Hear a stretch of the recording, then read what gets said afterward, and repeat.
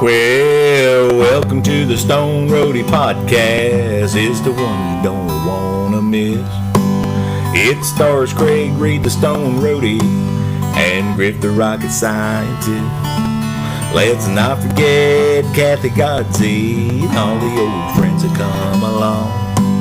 Lord, we'll be talking Skynyrd and leaving you with a song. Podcast 90, action.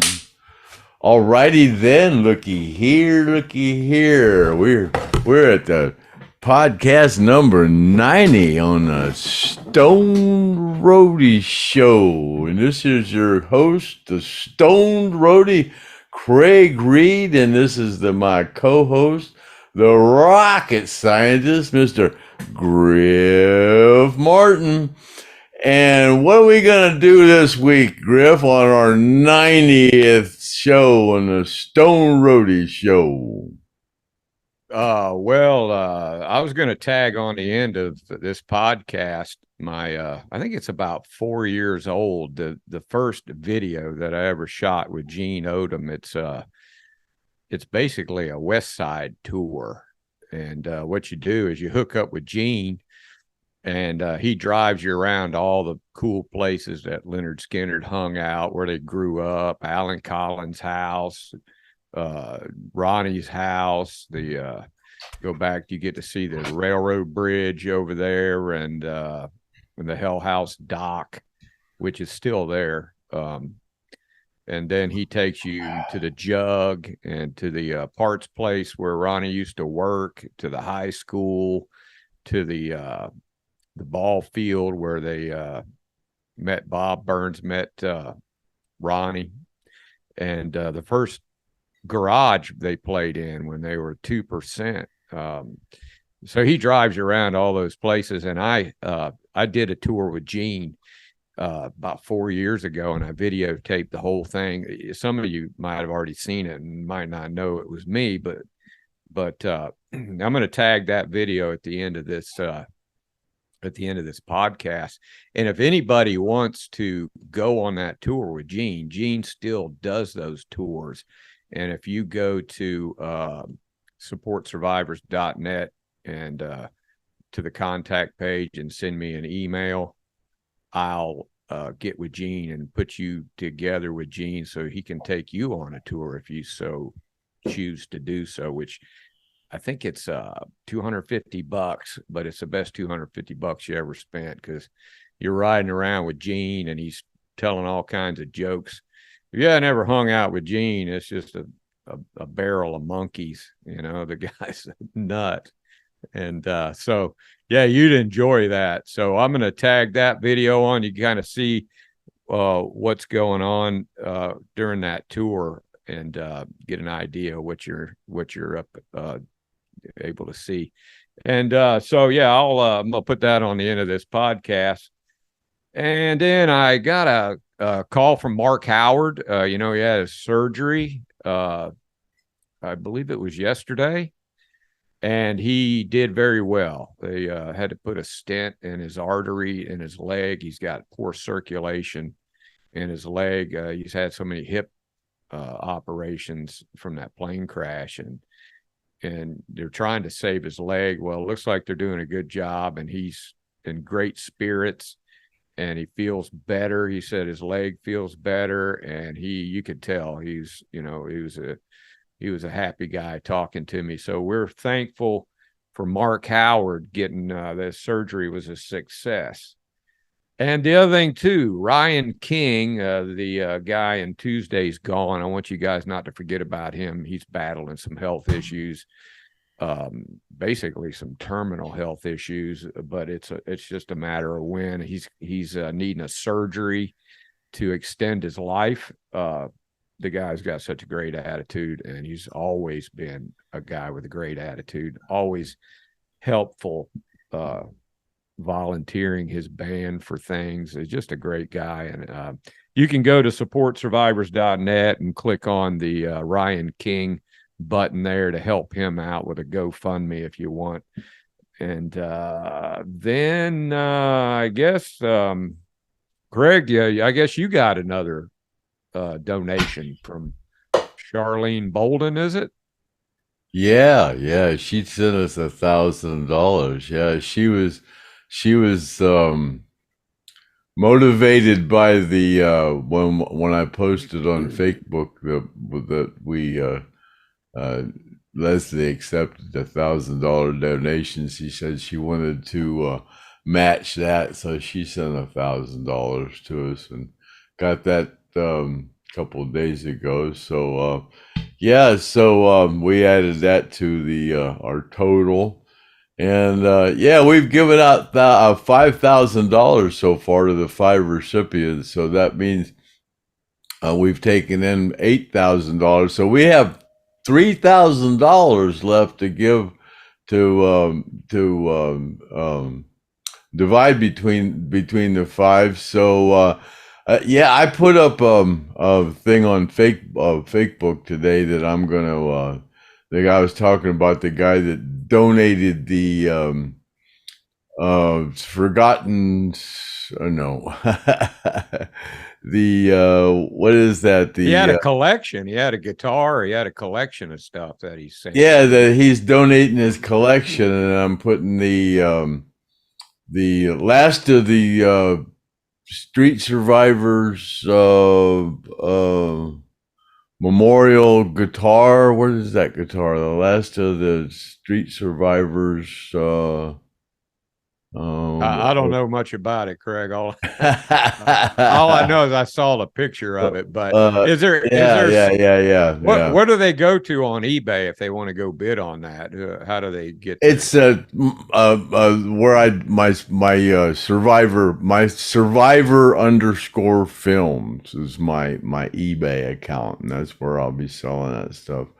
That'll be going toward the Forgotten Survivors Fund. Yeah, I'll anything that I sell on there that because he sent me a box the other day, and it's got a bunch of stuff from the fan club memorabilia and stuff, and he told me I sent him my FedEx number, and he sent me a couple of boxes of stuff from his collection that I'll be putting up. So hopefully we'll be able to add quite a bit of money to the Forgotten Survivors Fund from the donations that we from the sales of the eBay stuff that he's donated, and that's real cool.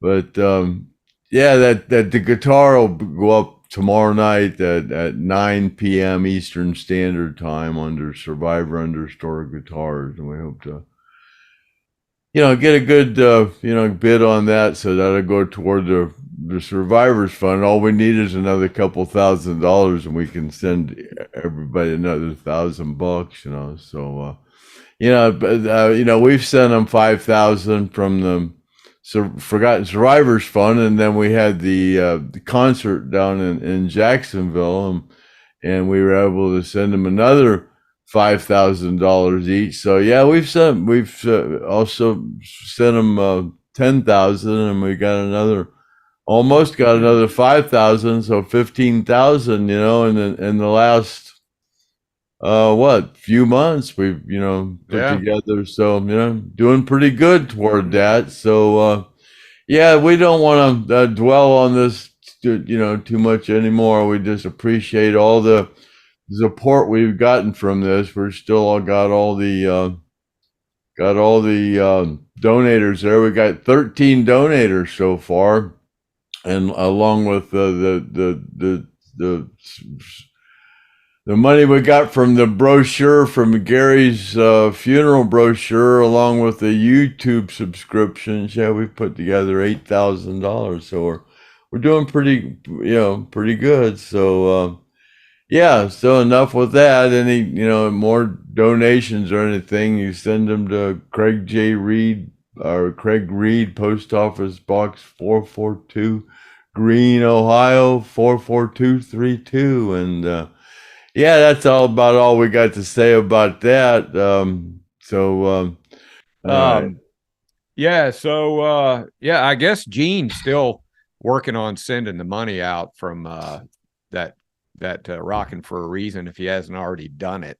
No, automotive, we had to pay automotive back for all the, he put up his credit card for the generator, and then we delivered the generator. We saved $500 by automotive.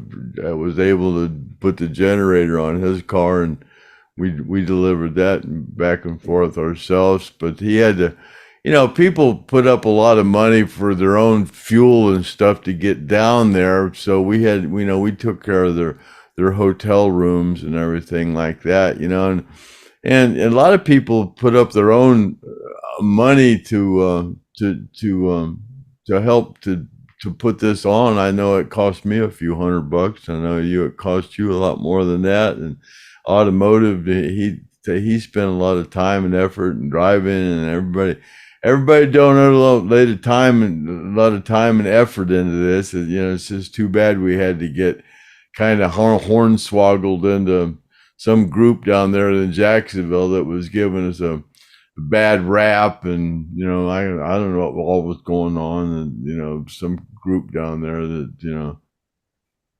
accusing me of doing all kind of stuff. But it cost our 5 recipients of that were on that plane crash some money, which kind of sucks. I don't want whatever. Yeah, it kind of hurt our ticket sales, but they've quieted down considerably since we got Chad on their ass, and he's still working on it. So but speaking of doing things to make money, we were talking about Ted Nugent and that and that concert that was, I guess because Skynyrd was supposed to play with Ted Nugent. It still puzzles me what happened. Ted says that he did those concert when the plane crash happened, that he went ahead and played those shows at Madison Square Garden, and then he donated the money to the survivors of the plane crash. Well, I don't personally know anybody that got any of that money. I'd like to find out if I know. I don't know anybody that got any of that money. I'd like to find out if Leslie got any of that money, or Artimus got any of that money, or who got any of that money, and who decided who got that money, or who got the money, or if does anybody Ted got know? the money. I Does mean, Ted if know? Yeah, if what happened to the Ted money? gave it to his management, and his management was supposed to give it to Skynyrd's management, but does anybody even know about it? It's kind of puzzling. Who got the money? I didn't get any of it. That plane crash survivors were supposed to get some, but who got the money, and who decided who got the money? That's what I'd like to know. Yeah, so if anybody Here on the Stone Roadie Show knows anything about that, contact us on the Stone Roadie Show and let us know. Maybe Ted Nugent, and maybe he knows. I don't know, but that was 50 years ago. Yeah, I think Ted, if he found out that money didn't go to the right place, he'd be pretty pissed off. So, well, yeah. I don't know. Ted, Uncle Ted's a little extreme when it comes to doing things the right way, and I don't blame him. Let's dig out some of these skeletons that are hidden in the closet. Right. Yeah. So, I mean, that's a little suspicious, but maybe people that are involved with it, they're not going to want to dig up that old carcass.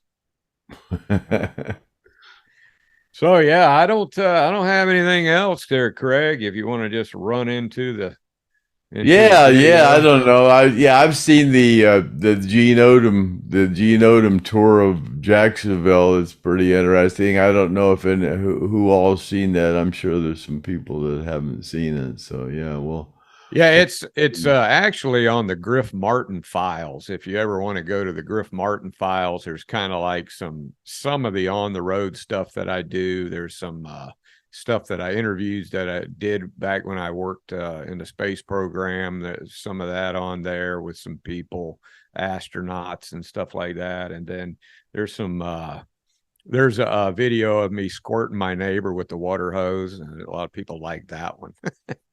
And yeah, there's just a bunch of cool videos, Lynyrd Skynyrd stuff on there. That's the Griff Martin files if you want to go take a look at that. And a lot of y'all don't know that Griff was on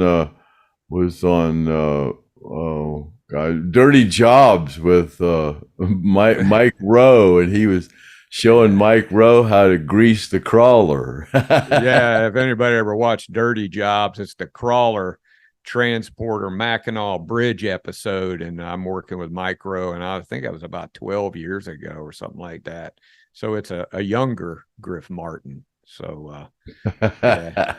I was actually kind of like the boss in that, over the mechanics in that yard, and nobody wanted to do it. So they kind of told me, well, you better do it then. So I had to do some greasy work with old Mike Rowe, which was kind of fun. He was a cool guy. He was a really cool guy. And the guy's got like a photographic memory. There were, I think, like 30 people in the room, and he had everybody tell him their name because he wanted to know everybody's name. We had like a little a pre-operational briefing. And so I said, Mike, you think you can remember everybody's name? And he went right back around the room and named every single person that told him his name. And there were like over 30 people, and he didn't miss one. So that guy's pretty sharp, Mike Rowe. Good dude, Mike Rowe. Yeah. I think he's a conservative. What was that? What was that story you were talking about? Meeting all those movie stars, doing all those astronaut movies, and the time you met what was that guy from the Rockford Files, and you said something. Oh, James Garner, yeah, the Rockford Files, and all those other guys said, "Oh no, you had to mention that."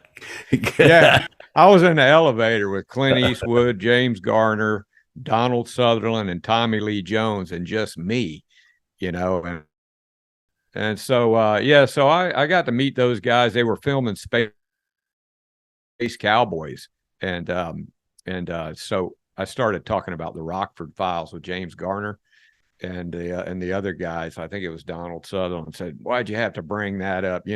They sued him, and it pissed him off. James Garner was a little pissed off about that Rockford Files thing, and so it kind of brought up a bad topic.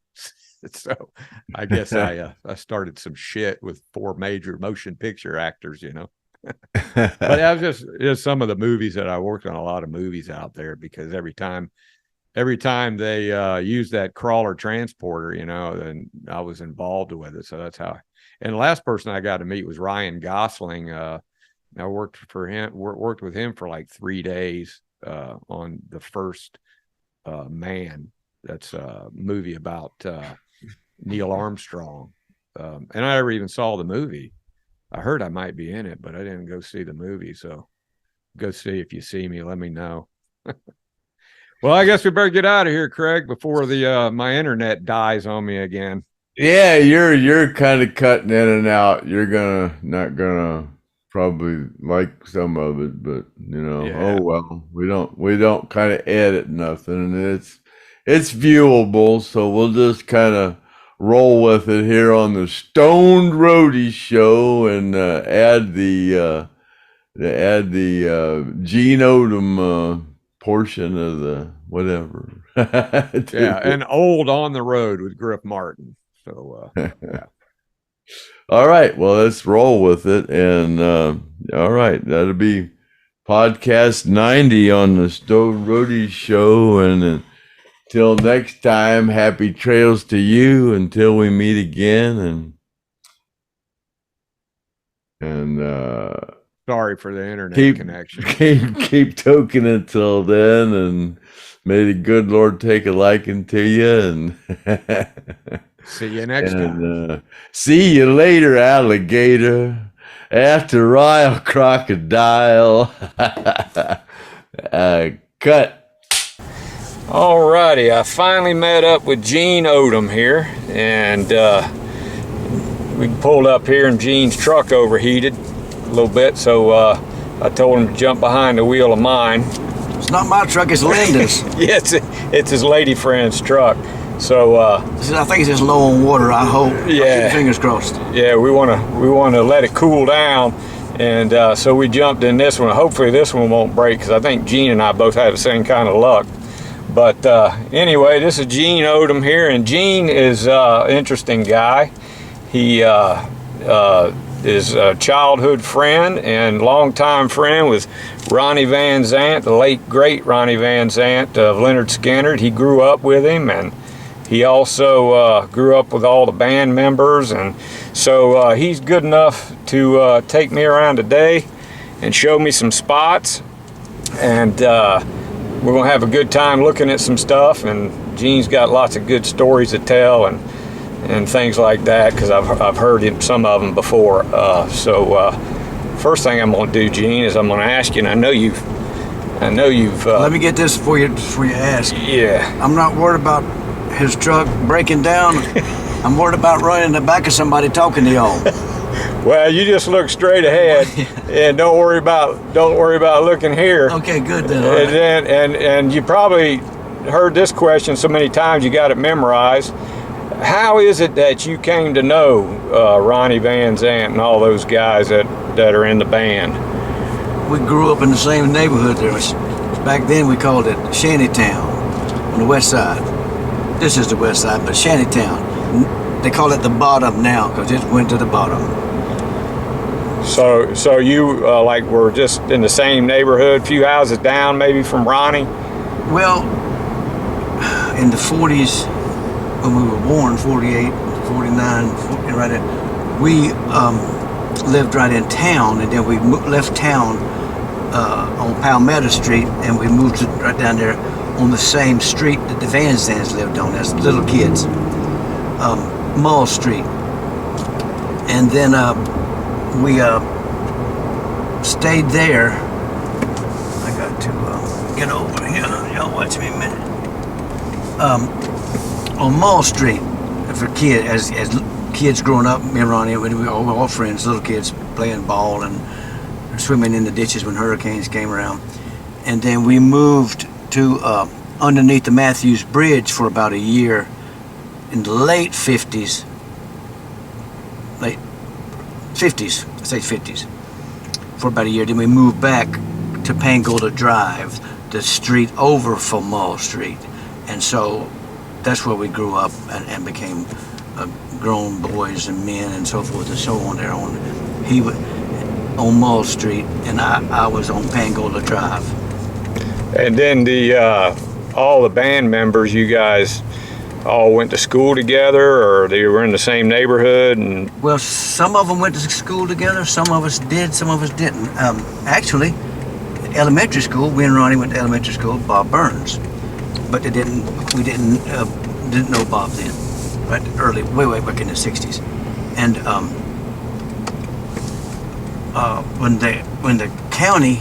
when the city became, what did they call it back then? Watch it, lady. Okay. When the city became, when they consolidated the county of Duval into the city. So the city of Jacksonville is the whole county of Duval, largest city on the planet in land area and square miles. Jacksonville is over 700 miles of county, of city, 700 miles. They made Woodcrest Road the splitting point from Hyde Park Elementary to Ramona. If you lived on the north side of Woodcrest, you went to Ramona. If you lived on the south side of Woodcrest, which we did, you went to Hyde Park and stayed at Hyde Park. Ronnie was on the north side, he was transferred to Ramona. And me and Bob Burns stayed at Hyde Park Elementary School. And then from there went to Lakeshore Junior High School and would have went on to Lee. I would have,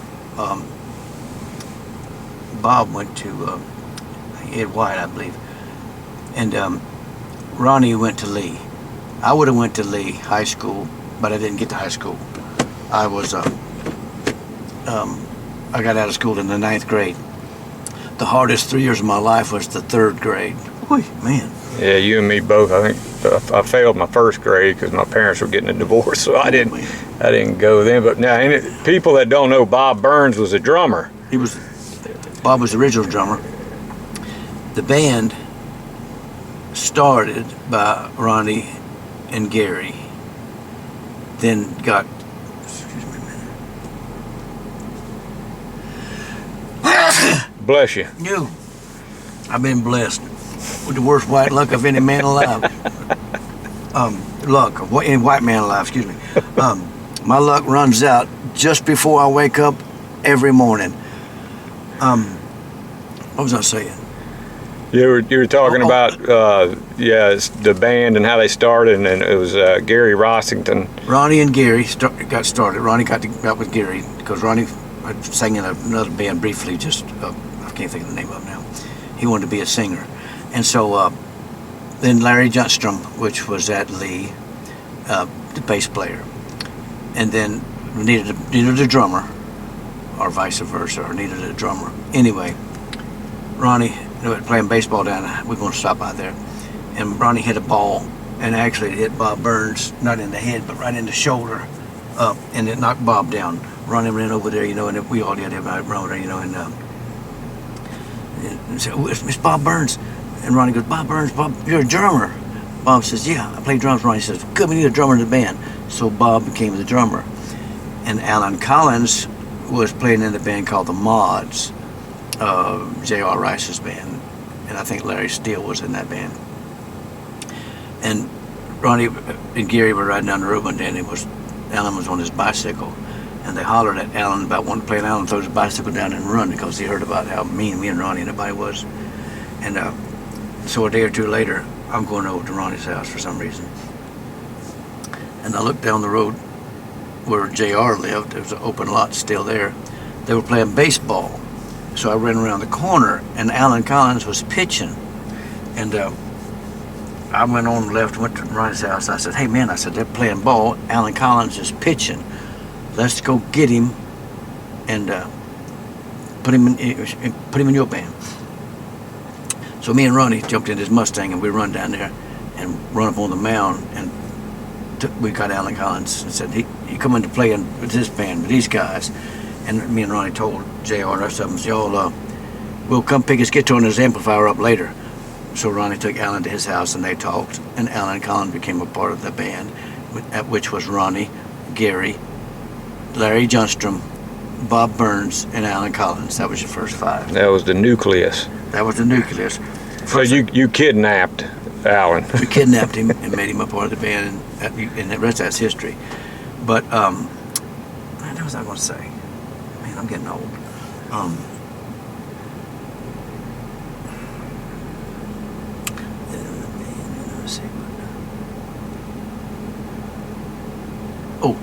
And about that time, when they started the band, I came up with a name.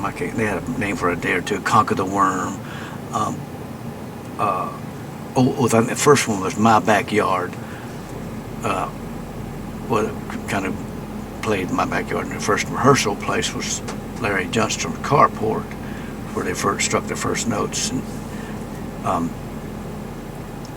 excuse me, that's not right. Bob Burns' carport is where they put the band that first started rehearsing in Bob's carport. They were at Alicia and Hyde Park.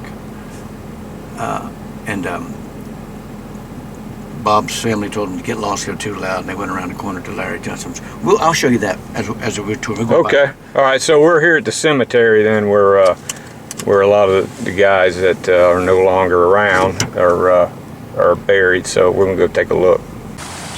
Right here's where Leon's buried. This is Leon Wilkerson. He was the bassist. I guess he took Johnstrom's place.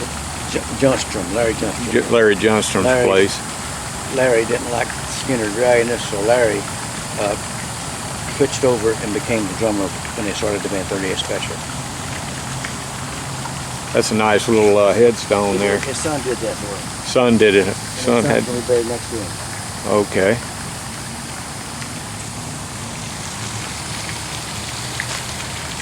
Now this isn't really where they have Ronnie buried, is it? Yeah. It is? This Now is where it is, yeah. It is now? He was Okay. out at Orange Park, but here, get this on tape. When Ronnie first passed away, Judy had him buried out at Orange Park because she was the next of kin along with her daughter, and then he had Tammy by his first wife. So when his mausoleum was broken into out there and disturbed, they pulled the casket out. They didn't open the casket, but they pulled it part of the way out of the mausoleum. I don't have a mausoleum here to show you a picture of whatever, but then what to do with that became the next of kin. And she wasn't the next of kin because she's a widow. The next of kin was his two daughters. Tammy being the oldest daughter and Melody being by Judy, the youngest daughter. And the Van Zant family had this plot, Lacey and sister had this across here, and this is where the Van Zants wanted him to be buried to begin with. Oh, I see. So when the girls, when Tammy and the Van Zant family overrode Judy and Melody, they put him here, and he's buried here. And when they, to keep that never happening again, and put the lid on it, they had a concrete truck come out, pour 3 feet of concrete. Oh, wow, on yeah. top of it, so nobody That's could- terrible. You have to do something like that. Okay, here's Gene with his buddy Ronnie here. They better not come try to take this flag down. Yeah, I don't think that would be a good idea. Mess with this monument. There'll be liberals laying all over the cemetery, above ground. I agree with that. Yes, sir.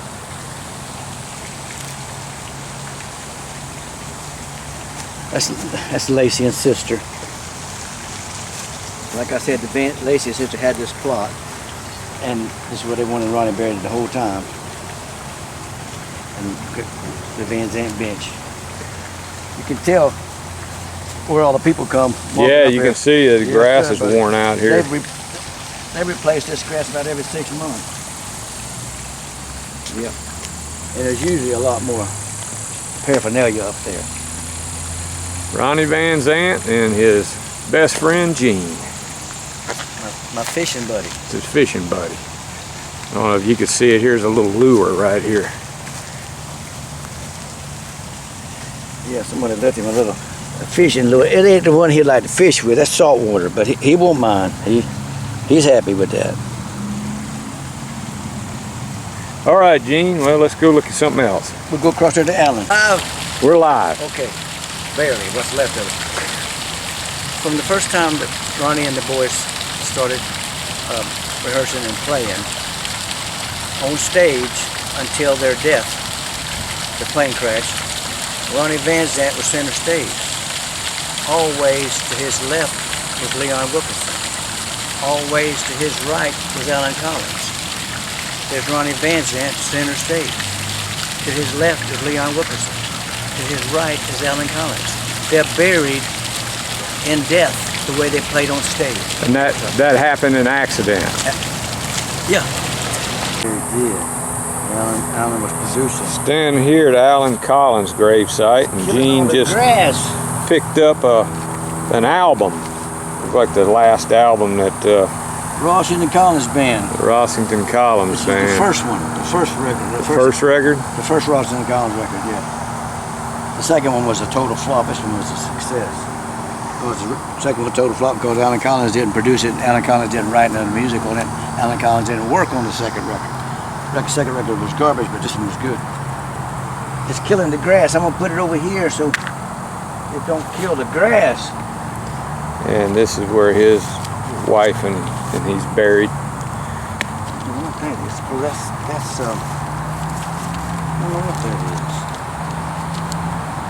Yeah, it's kind of weird. It's round. It might be you know what it is? It's a bracelet. It's 2 bracelets. What kind of bracelets? A I bet there's all kinds of strange stuff you can find at these sites. Guitar fix. Yeah, guitar picks.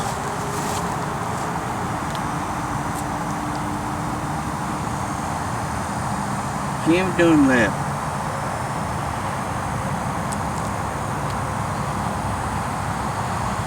Hercule Flex.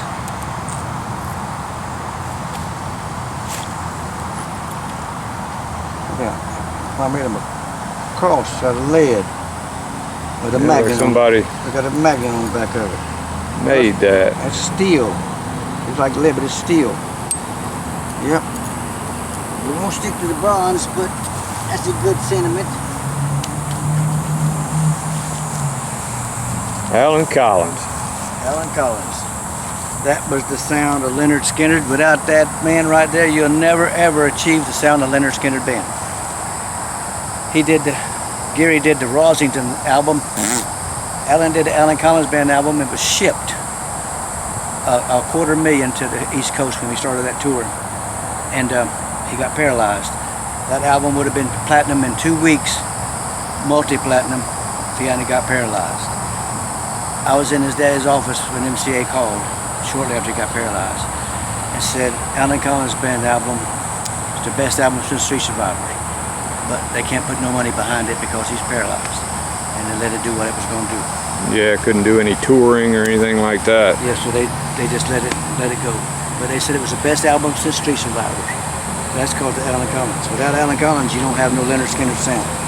Well, with that plane crash and then his wife dying, you know, it probably just sent him over the edge. His wife. Kathy was 4 months pregnant. You women. She started spotting. She called the doctor and said, I've started spotting, whatever. So the doctor told her to go in the bed, lay down in the bed flat of her back. Don't move for a week. Let somebody feed her and bring her whatever. So Kathy laid in the bed the whole week. And Friday, she called the doctor and said she had stopped spotting. Could she take her daughters to the movie? The doctor said, yes, go to the movie, but you be in my office Monday morning. So she went to the theater to see a movie with the girls. And in the movie, I guess she felt something happened, went wrong or whatever, felt nauseated, sick. She takes Allison, the youngest daughter, to the bathroom. Kathy sits on the toilet, and what had happened the week, well, let me say, and so she fell over on the floor, died. Allison wandered outside in the lobby. Judy happened to be in the same theater complex with her daughter. So Judy was bringing Melody to the bathroom or whatever. So Judy sees Allison in the hall, crying, wandering around. So Judy, what's going on? Mama's in the bathroom sick. Judy opens up the door and finds Kathy on the floor dead. Wow, what a coincidence there. Man, yeah. So the week that she laid on the bed to stop spotting, the fetus died inside of her, and gangrene set in. And what happened to her, her main artery from her heart to her stomach aneurysed and busted, and she just bled out on the floor. Wow. Sad. That was the end of Alan Collins. That started his downfall. Yeah, he never had any kind of rest from His childhood sweetheart. No. What would have turned him around was that album that he did. We started touring Alan Collins band, and he wanted to do these shows and stuff, but her death and the dope drugs got him. Yeah. If he could have stayed on the road another month, I could have got him away from all that crap, and he'd have turned around. But what a guitarist, huh? Ooh. Natural. Yeah, natural. Ball field. It's the old ball field here? Ronnie hit Bob Burns in the shoulder with the baseball and on the third base out there. And Ronnie ran out there, and because Bob was freaking out because he got the hell knocked out of him. Ronnie said, Bob Burns, you're a drummer. Bob said, yeah, I'm a drummer. So Ronnie said, you come into the band. I want you. So Bob Burns became a member of the band out here on this field. Come on. Was who all was it? It was Ronnie and Bob Burns and who else? Gary Rosington, Larry Johnstrom, and then Alan Collins. Alan was the last one to get in the band. I mean, who was out here that day whenever he hit? Gary, me, Gary, Bob Burns, Ronnie, and I think that's all of us then. Of course, there may have been another, I can't remember. How many of y'all are Tim Tebow fans? You a Tim Tebow fan? Yeah, oh yeah. I heard about that, yeah. Tim Tebow came from here. This is where it came from, right here. That's right. Tim Tebow. Tim Tebow. Good Ronnie man. Van Zant. Oh, yes, sir, buddy. But this is the field where Ronnie hit Bob with the Does third it base. look pretty much the same? Yeah, it's called, back then it was called Criswell Field. Now it's the Lakeshore Athletic Association. Play football. Football season, there'd be a bunch of little football players out here. Kids. This Lakeshore Athletic Association is a big deal. The Pop Warner, like you said, Tim Tebow, and should put Tim Tebow and Ronnie Van. Yeah, it should. I mean, right? Well, I'm gonna tell you, I can't say that on this camera, but there should have been a whole lot more recognition. And I'm gonna say this. Ronnie Van Zant, the city of Jacksonville should have given a whole lot more recognition to Ronnie Van Zant and the Van Zant brothers. They didn't, and that's one of the reasons that Johnny and Donnie really don't care about this. Well, it's, good, I mean, that's clean Southern rock the record. music, I mean. This town should have showed Ronnie Van Zant the respect that he deserves. It still gets 40 years after his death, he still sells millions of albums. Who does that? The Beatles and Elvis Presley. Yeah. Ronnie Van Zant. I mean, I give him credit. Till the day I die, I'll give him credit. Yeah, he was a genius. He was a He was a genius. Ronnie Van Zant's music changed rock and roll music. Definitely, yeah. Southern rock and roll to Ronnie, and I'm not Allman Brothers, and the rest of them got Ronnie Van Zant was what should I say?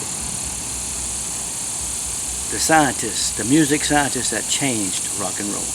Did he know the Allman Brothers? Oh, yeah. Play all together down with Almond Joyce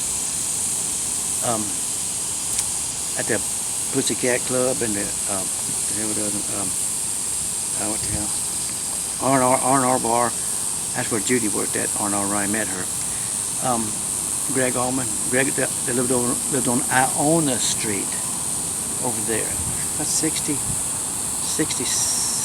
68, when he to keep from being drafted. Wow. Yes, sir. And Ronnie just legitimately broke his ankle, right? Right at Lee in High School, 4F. playing football. The first practice game from scrimmage, his ankle busted, and they had to put a couple pins in it. That kept him from being drafted because he had them pins in his ankle. And Greg Allman to keep him being Wow. drafted. I never heard that one, I guess. True story, son. Yeah. Guarantee it. Yes, sir. Yes, sir. I'm sure if you Google it or someplace. Right. Oh, yeah. Yes, sir. He bobtail. Well, Ted Nugent did some kind of weird, too. I'll take you to see a Marine. That'll tell you about it, son. And get mad as hell. Yeah. Oh, yes, sir. Yes, sir. And knew him personally. Lived right down the street from him. Well, that's why I like hanging out with you here, because, I mean, there's a lot of stuff that that that, of course, I would never tell, but Yeah. but it's interesting, the things that you don't know. Oh, yes. There's a lot of things people don't know about, especially about people. Yeah. Yeah, shit, yeah. Okay, we're right over here at Ronnie Van Zant's house, and I guess it's all right that we walk over here. This is where he grew up. And him and Gene used to hang out together. Yeah, played ball here. Of course, Lacey remodeled it 2 or 3 times. It's not the same looking like it. You call that remodeling? And Lacey was a truck driver, right? Yeah, probably the best truck driver. Lacey Van Zant did it all by the book. Even driving a car or a pickup truck or van, but he was a professional driver. Lacey Van Zant was probably the #1 truck driver in the world because he did everything by the book. He didn't break no rules or no laws.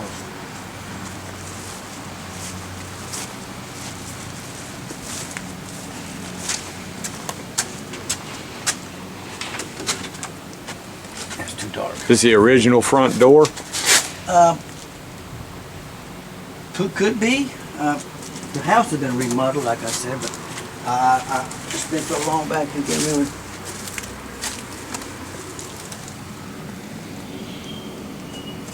He ain't grouted it yet.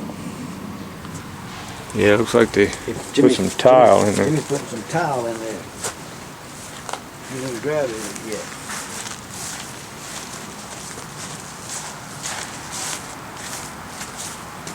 I don't know if he's working in here today or not.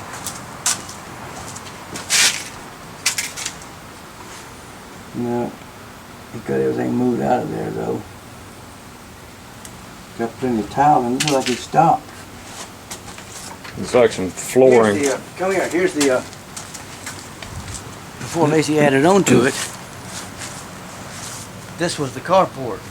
That was the kitchen. The carport, and then that little area there was back this way a little bit. Lacey added on to about 5 or 6 feet, so about where it goes down at. And we'd run across the roof and hit those bamboos and ride those bamboos to the ground. We did that for years. Same original bamboo over there. Same original bamboo. I'm sure that some of us died and gone away, but it's original bamboo. We grab them, and after you itch, God, you itch crazy. I can see you guys up there now running across there grabbing that bamboo. Knowing how Lacey built that thing, I wouldn't run across it. Interesting. That's Ronnie Van Zant grew up right here, and I imagine this guy's plan is remodel the 2 apartments in the back. He's going to rent those out. He might have them already rented out. But his goal is to take this part, Ronnie's old bedroom, which would have been Donnie's, and then after Ronnie was gone, Johnny's growing up. That bedroom, he's going to turn it into a recording studio and make this a historical place. That's his goal. Oh. He's already got permission to do a sign about the historical place. He hasn't put it up here yet. As soon as he finishes this place, redoing it, he's going to put that into a recording studio so you can come record your hit song in Ronnie Van Zant's old bedroom. yeah, that's kind of cool. I might record one of my new hit songs in there. Okay. I got several. Those ain't. Guess several just hadn't got them on paper I yet. hadn't. They're on paper. I guess I haven't put no music to them yet.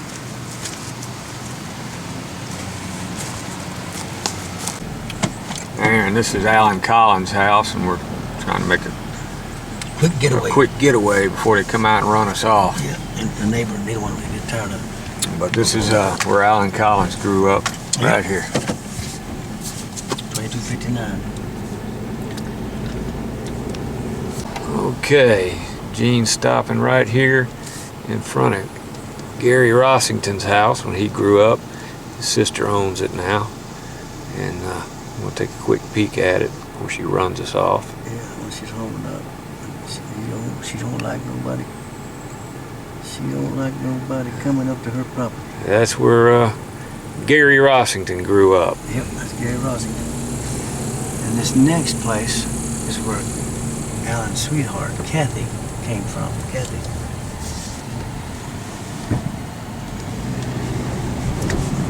Is this anywhere near Ronnie's house and where you lived? About 10 blocks. This yellow house here is where Kathy Collins came from. Her name was Johns then. Her sister lives here still.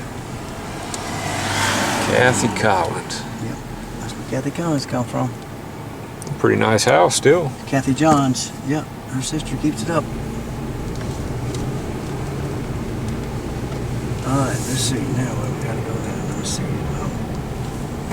get this window up. Okay, we've been by Ronnie's, Alan, Gary's. We gotta go to Bob Burns.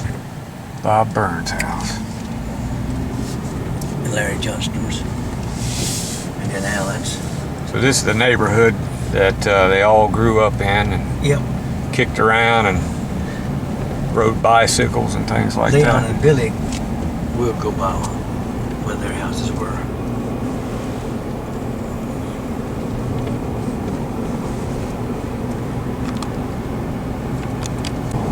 So that song, forget which song it was. Curtis Lowe. Curtis Lowe, yeah. I know what you're talking about. Yeah, we used to get up in the morning and get the soda bottles and take them down to the. That was Ronnie wrote that about you, huh? Yeah. Now, believe me, Gary Rosington didn't stick in them getting them ditches and needed as Ronnie Van Zant. The Van Zants were too proud of people to take them Coke bottles to the store for 2 cents and then a nickel. The Van Zants, Lacey was a truck driver, made good money, whatever. They had wash tubs, big old number 3, number 4, 5, 7 wash tubs out there, full of Coke bottles behind the Van Zant's house.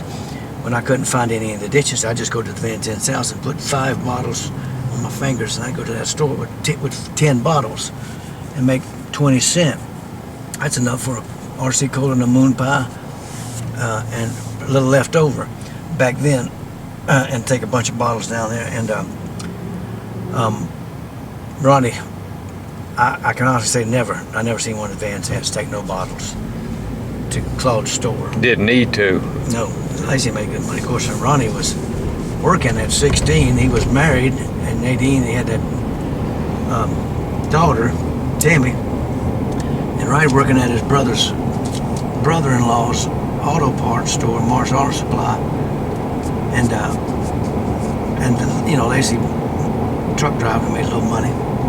Well, was there a Curtis Lowe, an actual Curtis Lowe? No. No? Down on Woodcrest, there was a few black families down there, Stokes family. But Claude Hamner that owned the store was a white guy, bald-headed, and he would play the flat top old country music for us. But writing the song, I understand that there's 7 aspects of this. There's several aspects of that. Me picking up the Coke bottles, and then I think Ronnie referenced a kind of the blues playing to Dwayne Allman, and you couldn't write a Southern rock blues song about a bald-headed white guy playing the flat top. Right. You had him, Ronnie with the black and with the white hair. Curtis Lowe. You know, you gonna write a blues song, you gotta do it by a black blues player, not a white bald-headed guy at the store, Claude's Midway Meats. Back then it was called, and then Claude's Midway Grocery. And then when he moved up to Plymouth Street, we just called it Claude's Store then. So he knew you used to get up early and dig around in the ditches for soda bottles, and he said, "Yeah, that's a good thing." It ain't been that long ago that I was still doing it. Ooh, right here. That carport right there. That house was Bob Burns' house. That carport was enclosed back then in the 60s. That's where Bob, Ronnie, Alan, Larry Johnstrom, and Gary started the first picking the notes. I gotta pull out here for the traffic going around the back of us. And that carport's where the Lynyrd Skynyrd band originated. My backyard started right there. 1%. Right there in that carport used to be closed in, and that was their practice place. Yeah. And so they didn't practice there long because they got too noisy. Larry Johnstrom lived right around here, and they went from there to Larry Johnstrom's house and Larry Johnstrom's living room. And that didn't last long because Larry's parents put him out on the street. They went over to Riverside a couple places, and they rented a couple places, and ended up another place or two, and then finally ended up at the Hell House.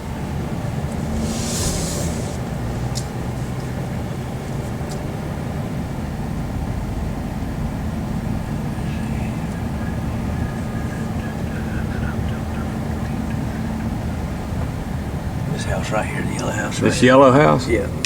It's Larry Johnstrom's house. Larry Johnstrom's house. I'm not mistaken. Looks like it's vacant. Yeah, it's vacant. All these places are vacant. They're crack houses. You got the lights on though. And coming up here right now on the oak tree, You're in My Way, where Gary Rossington nailed the oak tree that's in the song, and this is it right here. It's got a couple little scars on it. Yeah. Uh-oh, gotta move. You got to move. Yeah, we don't want to get Got rear cars on ended. the rear end. That was the oak tree. That was the oak tree.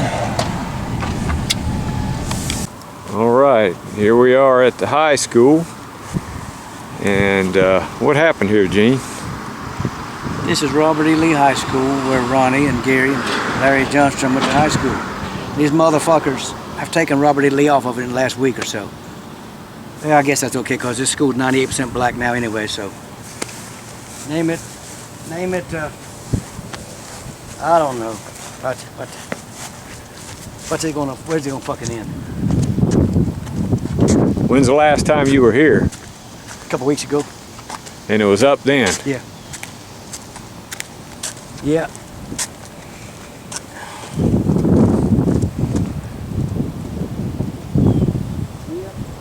Missing the Robert E. Lee. Go get a real good picture of this Robert E. Lee High School, because it's the last time I'll ever come back. Can name the damn thing. Let's get the hell out of here. The gymnasium. They didn't get the gymnasium yet. They ain't got the gymnasium yet. At the gymnasium for the generals. Still got Robert E. Lee on the gymnasium. Yeah, they didn't get that yet. They're probably working on it. Hey, I guarantee they're working on it. They ain't seen that yet. Oh, they ain't smart enough to see that. Lynyrd, Ronnie, look what they're doing. Okay, where we at here, Gene? Morris Auto Supply. Ronnie's brother-in-law, Bill Morris, owned this auto parts store in 1969. I was working for Ronnie, working for Bill Morris. Ronnie was the manager. And this was the store, Morris Auto Supply. When I got drafted in 1969, this is where Ronnie worked at.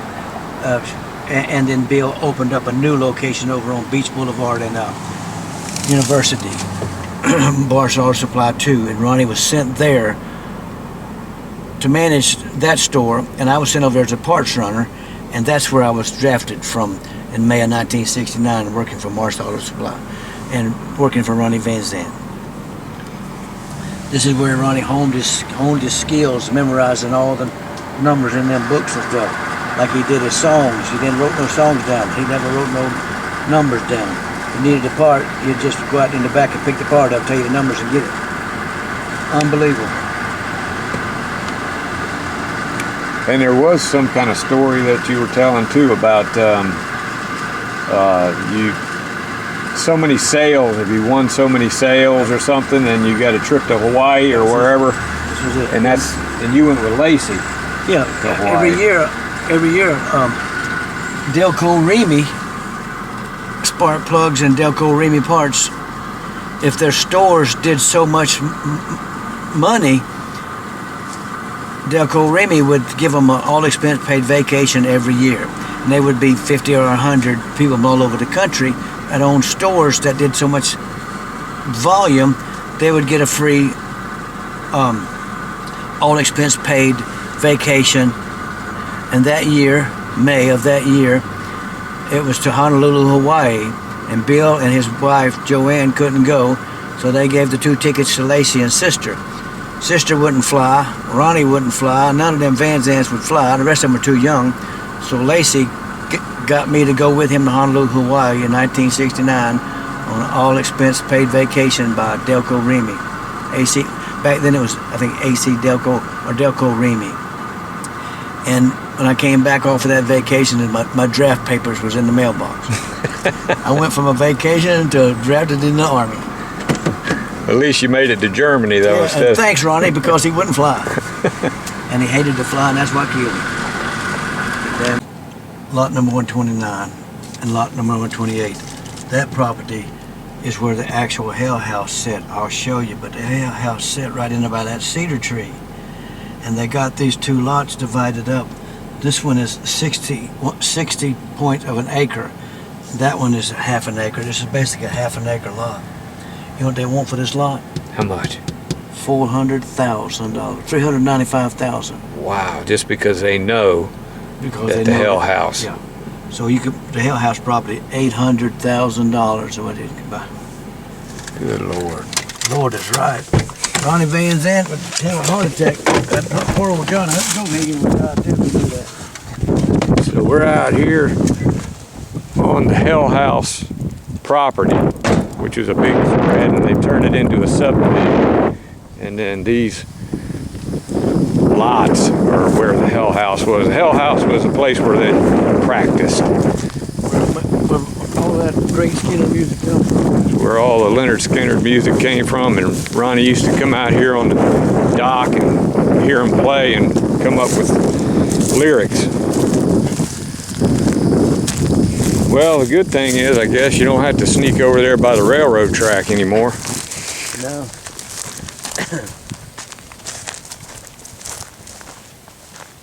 Better watch out for rattlesnakes, cottonmouth.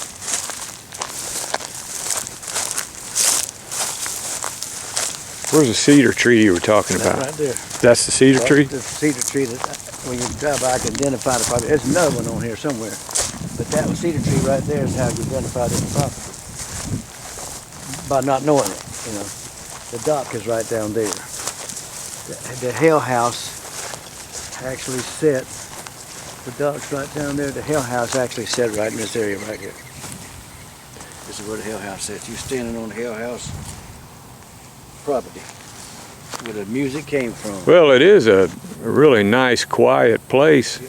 Now, and if you pay $400,000 this lot, you can't build past that to the water. You can't build past that. Yeah. It's a floodplain now, and you can only build up here. If you build, of course, you can build. That's the creek that Ronnie fished in right there. That's Peters Creek. It goes out into the Black Creek, which goes out into the St. Johns River. But this is a tributary off of a creek that comes off of the St. Johns River. And there used to be a monster gator out here, and I'm sure there still is some gator. And back in the day, in the late 60s, you'd come out here fishing? Yeah, man, certainly. Late 60s, early 70s, and all the way up to 76. When we built the 76 and 77, when we built the studio over there, this was the spot. The Hell House. The original dock is under this one. A guy that stayed here as a caretaker for the people that bought the property for years. You know what? A gator just went down right there. See that big old wave? I heard a splash when we came up here. There's a gator right there. He just went down. A small one. That was a gator right there, buddy. Guarantee it. Yeah, I heard a big splash. That was a gator. He come over that grass and went in the water. Well, the other dock must have been pretty close to the water. Well, the There's water's water up, is it? Water's up now because of all the rain we've had, yeah. And but the old dock is under there. And whoever buys this, I'm gonna come down here one day, if I can, before they do it. Somebody buys it, I'm gonna say, if you're gonna build a new dock and you tear this up, I want them old boards underneath here. If I can get. Yeah, you can make some picture frames out of that. If I can get to them before they tear it up. Because I think it's underwater, or I can see it right there. It's just right at the surface. Mm-hmm. Yep. Yeah, that's the reason we're talking down there, right? Because the water's up because of all that rain we've been having. If we be quiet, that old gator will come up. Looks like it'd be some good fishing in here, huh? There is some good brim fishing, bass fishing, and right time of the year, there's some big old stripers that come through here. Back then, we didn't know that, but you got to know when they come through and what to fish when you catch them stripers. So there was a little trail that went right up there, and then the Hell House sat right up there The Hell House was right near up that cedar tree. there. Between right up there, this side of that cedar. And this big old pine was here all along, right? I'm sure it was. I'm sure it was. Yeah, it's pretty old pine. It's been there a long time.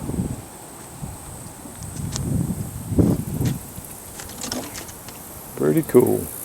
There's the trestle over there. Did they shoot a picture on the trestle over there once? Yeah, for the album, yeah. Yeah, for the album. And it was wood back then. They've redone it, made it concrete over the years. If I could get it with the camera, but yeah. Come on up, Peter. Where you at? You might wait till we leave before he comes up. Well, that's pretty nice to be able to come out here on the dock and look around. Yeah, they would, that old hot hell house, they'd come out here and jump in this creek. Oh, they go swimming out here? Shoot, yeah, man, they'd be jumping over this dock out there. Because it's 100 degrees in there. Shoot, yeah. I bet. That old river, that creek's way up. Yeah, you can tell. Yeah, it's way up.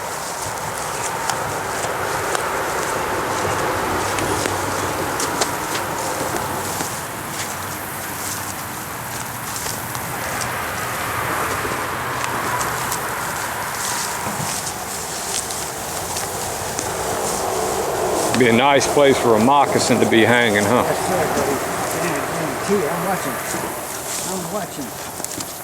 I'm getting a pretty good shot right there. I'm gonna piss. Right here is the trestle.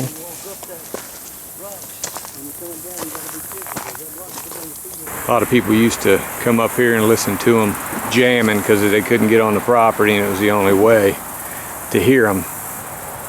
So, but that's back when it was a wooden trestle. But this is the creek right here, and where the trestle was. Okay, I'm home now from Jacksonville, and I'm going through the files and editing the video that I took of Gene Odom. And while I was there in Jacksonville, we were at the restaurant, and Gene was nice enough to do a drawing of the aircraft that the band was on and that he was on when it crashed. And he did a little detailed drawing for me and explained some things. As you can see right here, Gene Odom to Griff, and this is what he drew. I wish I could have had him explain it, but the noisy restaurant wouldn't allow that there. It was just way too noisy. So I'm going to have to, off my memory, at the best recollection I can, do it myself. And don't hold me to it, but I think I've got a pretty good idea of what he told me. And I'll check with him on this too. But anyway, this is what he drew, and as you can see right here, this is the cockpit with the two pilots. This is a galley right here, that's the bathroom, and this was a couple seats that had a table in it, and this is a bench seat with a little table in it there. And there's a couple seats here, a bulkhead, some passenger seats here, and some more tables back here where I believe they used to play poker. And then you had your right wing and left wing over here. And from what Gene told me, you had Gary Rossington sitting here, Alan Collins was here, Kevin Ellison, which was a sound guy, was sitting here, and then you had Steve Gaines and Dean Kilpatrick, the two pilots right here, and Ronnie was laying right down here between this table and this bench that the guys were on, and he was trying to get some sleep. He had taken a couple sleeping pills and he was pretty much out of it, but he had to lay here in order to have enough room to lay down and not be in anybody's way if they wanted to get up here into the galley. So Gene was telling me that the plane started sputtering, and it was flying pretty erratic because it was losing fuel, and this was the engine that they were having problems with initially, and then this engine, finally the other engine gave out when they ran out of fuel. And when Gene realized that they were going to crash, he came over here and he had a hard time waking Ronnie up. Ronnie didn't believe that the plane was crashing. Gene picked him up and put him between Gary and Alan Collins and strapped him in, put a pillow in his lap, and told him we're going to crash. And so he was still, I guess, fighting the thought that it was going to do that. Then I guess all of a sudden they started hitting trees, and Gene started running back this way, and that's when they impacted the ground. And from what I remember, and I think that's why Gene drew this little crack right here, this back end of the fuselage broke open, and it threw Gene out underneath this very wing that had the engine on it with the problem. And you can see right here he put me, that's Gene, and that's where he suffered his injuries. He had some kind of a de-icing, phosphorus de-icing unit went off, and that's where he lost his eye, burned him really bad. And I believe he said that Billy Powell landed here, and I think he said that he remembered seeing Billy talking to him or something before he lost consciousness. Not real sure about that. But of course, Steve Gaines, Dean Kilpatrick, and Ronnie died in the impact that were up here. Of course, Cassie Gaines and the two pilots also died. I'm not sure where Cassie was on the seating arrangements here. But he said that it threw Ronnie up against this bulkhead. It's where he hit his head. And a lot of the baggage and personal items and people came flying up front. And it basically, I think he said, between the head injury and the people and items on him, that he suffocated. This was all smashed up front here, and the pilots died. So this is my version of what Gene ODOM told me. I hope it's correct. There's other versions out there, Artemis Pyle, which he's got a complete different version that Gene is not real happy with, that he doesn't believe. But anyway, this is what Gene told me, and for the record, I hope it's correct. I think it's pretty accurate, and I think Gene would agree with everything I said. So this is the end of the video, and I really enjoyed shooting it, and I hope this adds a little confirmation to kind of what happened there, and the guys growing up in their neighborhood had a lot of fun doing it. Happy trails to you until we meet again. Happy trails to you. Keep token until then.